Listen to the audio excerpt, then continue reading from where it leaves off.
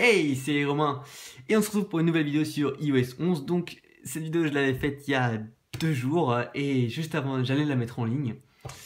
Et malheureusement Apple m'a encore foiré ma vidéo puisqu'ils ont sorti iOS 11 bêta 9 pour développeurs. Juste au moment où j'allais sortir ma vidéo. J'allais en effet parler du fait qu'une bêta 9 pourrait sortir et effectivement elle est sortie plus tôt que prévu. Pour moi elle allait sortir entre justement vendredi, donc hier, le 1er septembre, et le 5. Pour moi, il y a plus de chances qu'elle sorte le 5 septembre, mais elle n'est pas sortie le 5 septembre. Non, elle est sortie le... C'était le 30. Oui, le 30. Et donc le 30, elle est sortie, et... non, le 31, pardon. Elle est sortie, du coup, j'ai pas pu mettre la vidéo en ligne, mais je vous parlais justement qu'il y aurait une bêta 9, ça en était sûr et certain. Et je pense qu'il y aura encore une ou deux bêtas. Il serait possible qu'on en ait une autre le 5 septembre justement, le mardi comme d'habitude. Le lundi ou le mardi on en aurait une, qui serait donc la bêta 10, et ensuite encore une autre vers la fin de la semaine.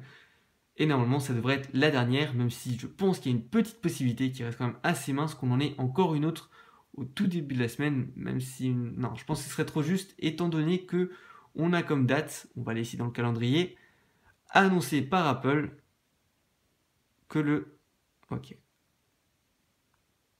Ici, le 12, donc le mardi, pas de la semaine prochaine, mais de la semaine d'après, on aurait l'événement d'Apple qui donc présenterait iOS 11 et l'iPhone 8 ou autre, mais bon, ça, je vais en parler dans une autre vidéo, mais donc le 12, ce serait donc la sortie d'iOS 11 en version finale, ou du moins en version Goldmaster, et ensuite, dans les jours qui suivent, la version finale. C'était comme ça pour iOS 10, c'était sorti juste après la keynote.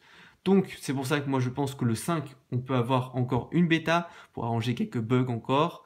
Après, on peut peut-être encore en avoir une le 7 ou le 8, puisque là, c'est ce qu'on a eu ici. Donc, le 31, on a eu la 9, mais on avait eu la 8 juste avant.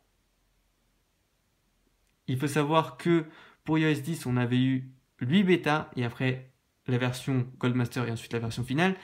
Et que là, c'est depuis le début d'iOS la version qui a eu le plus de bêtas. Donc on vient de passer le cap des 9 et je pense qu'on en aura même 10 ou 11, 12 maximum, je pense. Parce qu'il ne faut pas abuser, je pense pas qu'on en a une tous les jours. Comme je vous l'ai dit, le 5, le 8, et c'est fini normalement, puisque le 12, on a la keynote avec la présentation officielle d'iOS 11 en version finale. Alors, pour ceux qui voudraient installer la bêta, je vous le conseille pas. Après, si vous voulez, j'ai fait des vidéos sur ça, mais je vous conseille vraiment pas de le faire maintenant. Encore moins la version développeur, puisqu'il y a toujours plus de bugs dans la version développeur que dans la version publique, puisqu'elle est dédiée à des appareils de test, comme celui-là, et non à des appareils personnels qui seraient plus sollicités. Donc, même public, je vous conseille pas de l'installer maintenant, ça sert plus à rien. On est à 2 semaines de la sortie officielle d'iOS 11. Installer une bêta, ça n'aurait aucun sens. Prenez votre mal en patience si jamais ça vous plaît et attendez. Dites-vous que la version finale sera quand même bien meilleure puisqu'il y aura beaucoup moins de bugs, même si là on en a beaucoup qui ont été corrigés et ça c'est vraiment cool. Et peut-être quelques nouveautés qui sont pas encore là disponibles dans la bêta. Honnêtement, restez en iOS 10 si vous y êtes et attendez la sortie d'iOS 11 officielle, qu'elle soit directement dans vos réglages. Ici, vous ayez juste à venir ici faire mise à jour et que ici dans mise à jour logiciel, il est marqué iOS 11.0 et quand il y aura marqué ça, là vous pourrez faire télécharger et installer. Voilà. Donc, ça c'est pour ceux qui voudraient installer iOS 11. Attendez la sortie finale. Voilà, donc honnêtement, moi j'aime bien. Je trouve qu'elle est plus rapide que dans les premières bêtas. Je trouve qu'il y a certains points positifs par rapport à iOS 10, comme par exemple le Control Center. J'aimais pas du tout celui d'iOS 10, mais genre vraiment pas du tout. Le fait d'avoir 2 pages, je trouve ça totalement débile. Et heureusement, ils l'ont enlevé. Et maintenant, en plus, on peut customiser, ce qui nous rappelle avec les tweaks qu'on avait avec le jailbreak. Moi qui ai beaucoup utilisé le jailbreak sur mon appareil personnel quand je pouvais jailbreak, et ben je mettais souvent des trucs de personnalisation, comme par exemple les données cellulaires ici. Ça, c'est vraiment un truc que je trouvais indispensable. Je pensais qu'ils allaient mettre dans iOS 10, mais malheureusement, ils l'ont pas mis. Après, je mettais aussi le truc de partage de connexion, puisque j'ai 30 Go d'internet avec mon forfait RAID. Donc forcément, quand il y a des potes qui ont que 1 ou 2 Go, je leur partage quand on est à la fin du mois, parce que moi, il m'en reste 5 ou 6. même des fois 10, alors que eux, il en reste plus du tout. Et donc du coup, c'est beaucoup plus facile de juste venir dans le Control Center et appuyer pour être détectable, plutôt que devoir aller dans les réglages, dans partage de connexion ou dans données cellulaires, partage de connexion, oui, tout ça. Non, c'est beaucoup plus rapide comme ça. Hop, vous le faites juste comme ça, voilà. C'est beaucoup plus rapide. Donc là, je vais pas le faire.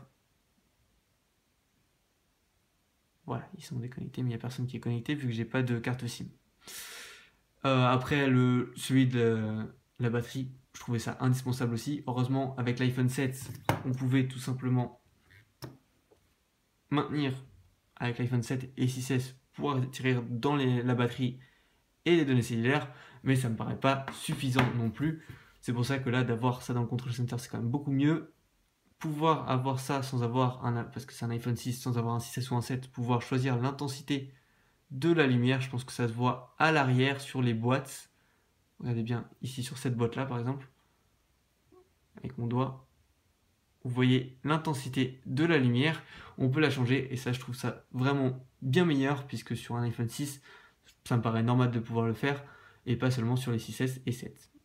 Après le fait de pouvoir enregistrer, ne serait-ce que ça, c'est vraiment super cool parce qu'on l'attendait pas mal, on a installé des applications autres que de l'App Store et même quand c'était dans l'App Store c'était supprimé direct, donc tout le monde voulait pouvoir enregistrer son écran. Apple a enfin écouté et nous a mis quelque chose qui nous permet d'enregistrer l'écran et en plus on peut le mettre dans le Control Center, ce qui est quand même vachement cool. Voilà. Par contre je vais pas enregistrer mon écran pendant une demi-heure, voilà, et j'ai pas reçu la notification parce que je suis en ne pas déranger.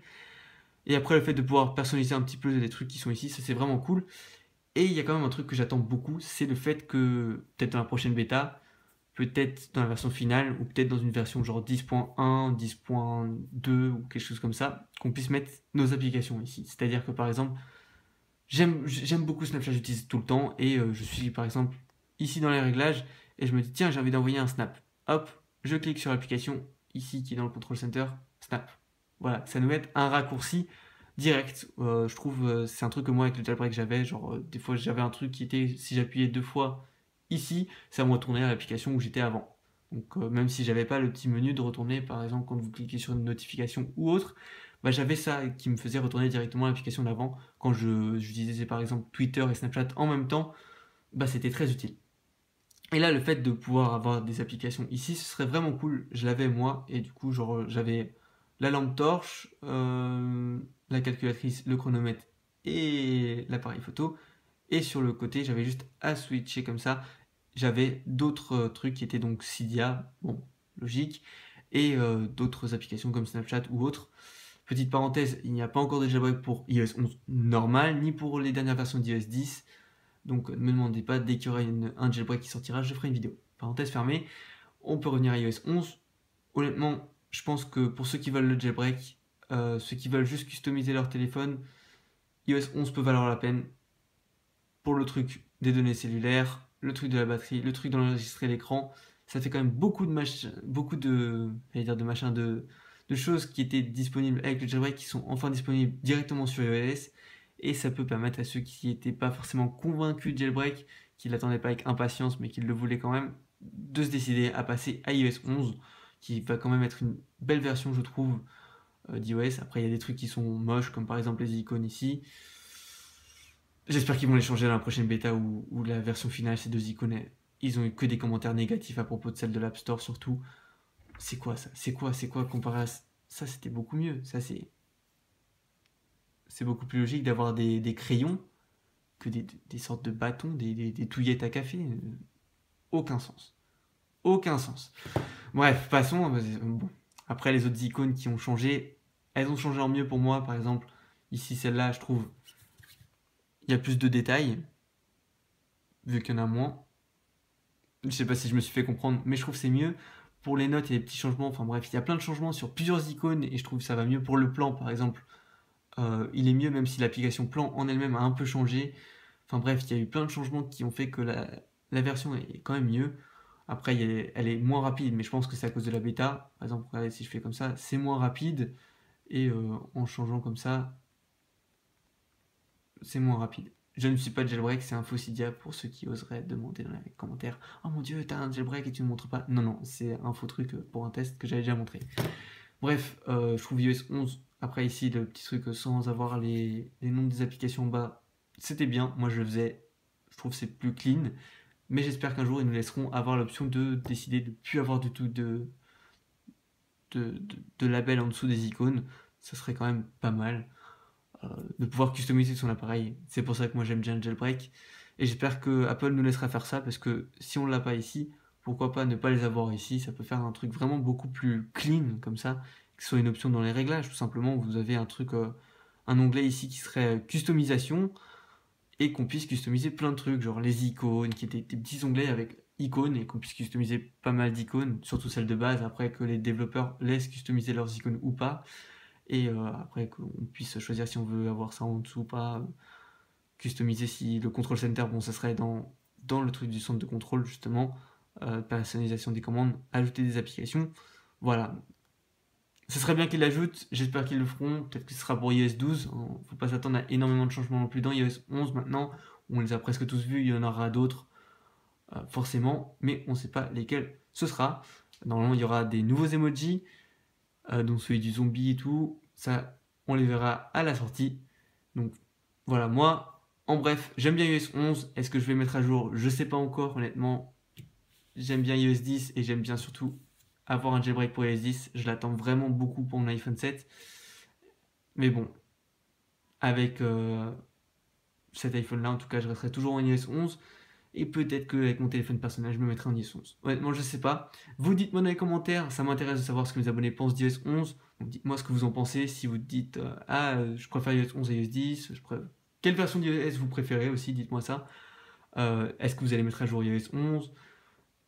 Des trucs comme ça. Voilà, dites-moi tout ça dans les commentaires, ça m'intéresse. N'hésitez pas non plus à like ou à vous abonner si vous n'êtes pas encore abonné, à regarder les liens qui sont dans la description, et nous on se retrouve dans une prochaine vidéo. Ciao!